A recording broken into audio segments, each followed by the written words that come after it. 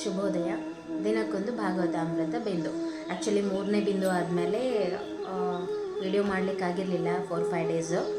So ಇವತ್ತೇ 4ನೇ ಬಿಂದು ಹೇಳ್ತೀನಿ. ಎಷ್ಟು ಸಿಂಪಲ್ ಅದ ಅಂದರೆ, ಒಂದು ಮಗು ಹುಟ್ಟಿದ ಮೇಲೆ ಒಂದು ಮಗು ಡೇ ಬೈ ಡೇ ಹೊಸ ಅದನ್ನು ಕಲ್ಕೋತ ಹೋಗ್ತದೆ. ನಿಯರ್ ಬೈ 1 ಇಯರ್ ಆದಾಗ ಏನಾಗ್ತದೆ, ನಡಿಲಿಕ್ಕೆ ಸ್ಟಾರ್ಟ್ ಮಾಡ್ತದೆ. ಈಗ ಆ ಮಗು ಏನೇ ಮಾಡಬೇಕು ಅಂದರೂ ಅದಕ್ಕೊಂದು ಸಪೋರ್ಟ್ ಬೇಕು. ಸಪೋರ್ಟ್ ಯಾರಾಗಿರ್ತಾರೆ? ಅಮ್ಮ.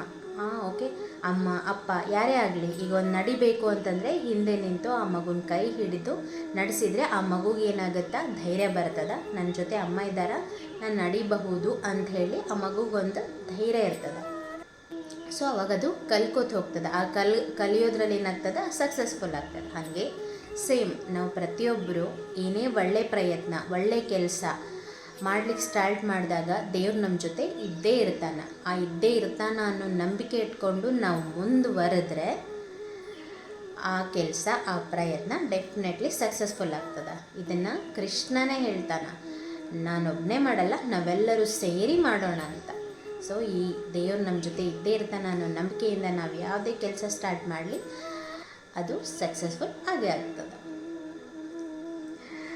ಈ 4ನೇ ಬಿಂದುನೂ ಅರ್ಥ ಆಯಿತು ಅನ್ಕೋತೀನಿ. ಮುಂದಿನ ವಿಡಿಯೋದಲ್ಲಿ 5ನೇ ಬಿಂದು ಏನಂತ ಹೇಳ್ತೀನಿ. ಅಲ್ಲಿವರೆಗೂ ನಮಸ್ಕಾರ.